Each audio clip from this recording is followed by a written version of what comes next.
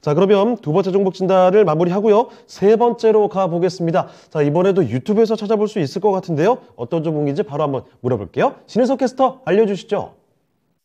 네, 유튜브를 통해서 들어온 종목 진단 만나보도록 하겠습니다.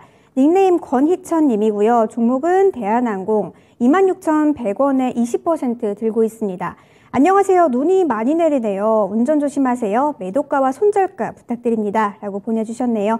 이 대한항공 항공 대장주로 알려진 종목이죠. 중국의 리오프닝 관련해서 좀 항공주들 최근에 조금 올라왔었는데 대한항공 뭐 나쁘지 않지만 그렇다고 해서 특히 주가가 또 많이 올라가진 않는 그런 횡보하는 흐름 보여주고 있습니다. 일단 오늘 0.2% 정도 소폭 하락하면서 25,500원에 장을 마감했는데요. 26,100원에 매수를 하셨다고 하니까 손실이 크진 않으시지만 약간의 손실에 계신 걸로 보이네요. 일단은 20%를 들고 계신다고 한 거 보니까 좀 비중이 크신 것 같네요. 중국 정부가 내년부터 해외 입국자들에 대해서 격리를 좀 해제한다는 그런 이슈도 있었고, 이 대한항공 코로나 팬데믹에도 화물 운송으로 실적을 좀 잘 방어한 기업이죠. 이르면 내달에는 대한항공과 아시아나의 합병도 최종 결정이 난다고 하는데 주가 흐름 좀 어떻게 이어질지 신기수 전문가님께 진단 부탁드려 보도록 할게요. 신기수 전문가님, 대한항공 어떻게 보고 계시나요? 예, 대한항공은 지금 그 중국 리오프닝 뭐 되고 일본 쪽에 열리고 이제 이런 것들이 건수가 있었는데 사실 대한항공 지금 26,000원을 지금 안착을 못 하고 있어요. 그런데 이제 일본과 관련된 부분 뭐 이런 것들 보면 이제 작은 항공사들이 오히려 주가가 좀 탄력 있게 움직이죠. 예. 그 얘기는 뭐냐면 지금 대한항공의 주가를 움직이는 요인이 그런 게 아니라는 거예요. 그게 아니고 오히려 이제 합병권이다. 왜냐하면 그게 가까워왔다라고 뉴스들이 나오고 있기 때문에 예. 아시아나항공하고 실제로 합병이 되느냐 마느냐 이 부분이 제일 중요할 것 같아요. 그래서 이제 그런 부분에 대한 이제 결론이 성사가 되게 되면은 이제 뭐 회사에는 상당히 좀 이제 중요한 모멘텀이 되기 때문에 올라갈 걸로 보는데 성사가 안 될 경우에는 이제 한번 또 변동성이 있겠죠. 뭐 그리고 여러 나라에서 승인을 다 받아야 되는 거 아닙니까? 그렇습니다. 예. 지금 이제 그 결합심사 내는 곳이 예.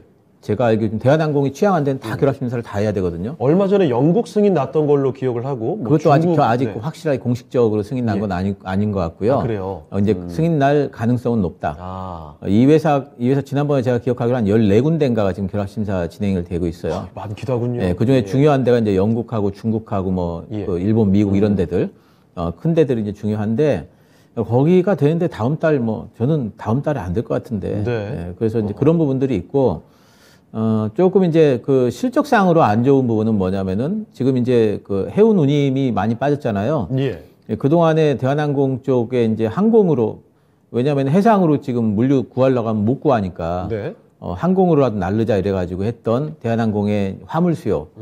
이 부분도, 그렇게 이제 이 부분이 이제 해운 쪽으로 다 옮겨갈 여지가 있죠. 네. 물론 이제 반도체 같은 거는 항공으로 날라요. 그거는 이제 워낙 좀, 민감하기 때문에.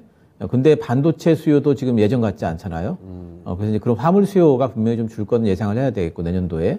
여객 수요가 좀 늘고 화물 수요가 준다면 그건 이제 뭐 실적상에서는 이제 빼고 더하고 하는 거니까 거의 동일하고요. 그래서 이제 그런 부분들을 본다면은 실적상으로 내년도에 엄청날 걸로 지금 바라기는 좀 힘들어요. 그래서 지금 일단 결합심사 봐야 되고, 그러니까 대한항공을 지금 투자를 하신다면 결합심사 관련된 모멘텀이 한번 터질 거다라는 거를 배팅을 하는 거라 보셔야 돼요. 예. 그러니까 만약에 우리 시청자분께서 그걸로 들어가셨다면 지금 뭐 기다리셔야죠. 결합심사 결과 나오기를.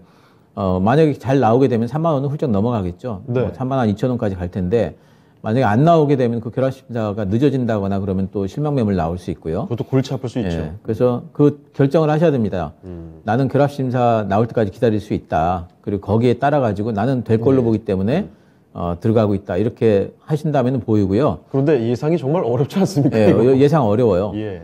나는 근데 그거 아니다. 나는 그냥 뭐 리오프닝 된다고 그래서 그것 때문에 지금 들어가 있는데 안 움직여서 고민이다. 네. 그러면은 제 생각에 대한항공은 적합한 종목이 아닌 것 같아요. 그래서 리오프닝주로 들어가셨다면은 오히려 지금은 뭐 약손실 구간이니까 매도를 좀 하시고 둘 중에 선택을 좀 하셔야 될 것 같습니다.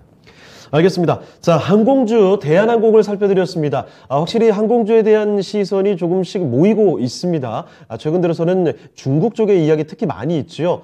제로 코로나 정책, 코로나 봉쇄 정책의 완화에 대한 기대감, 그래서 이 관광객도 늘어날 것이고 리오프닝에 대한 기대감과 함께 여객 수요도 늘어날 테니 이 항공사들 쪽으로 희망을 갖는 분들이 점차 늘어나고 있습니다. 자, 그런데 그런 쪽을 대한항공에서 기대하기는 쉽지 않다라는 점을 말씀을 해주셨어요. 오히려 그런 리오프닝 관련된 움직임은 저가항공사 쪽에서 좀 기대감이 녹아드는 모습이고, 이 대한항공과 관련해서는 역시나 가장 중요한 건 기업 결합 심사, 이것과 관련된 이야기입니다. 자, 그런데 이 이야기가 과연 순조롭게 진행될까? 이거를 확신할 수가 없다라는 점, 이 점도 한번 분명히 유념을 해두셔야 될 것 같고요. 그리고 또 한 가지, 그동안 코로나 시국에서 대한항공의 주가를 좀 그나마 받쳐줬던 게, 실적을 받쳐줬던 게 화물 수요였죠. 근데 화물 수요에 대해서도 앞으로 좀 약간 아쉬워질 것으로 예상이 된다라는 점, 이런 점을 고려해 봤을 때는 대한항공 신중하게 판단을 해야 될 것 같다는 점 같이 한번 정리를 해드리도록 하겠습니다.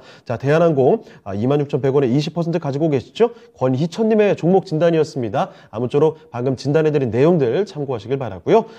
권희천님의 대한항공 진단을 마무리해 보겠습니다.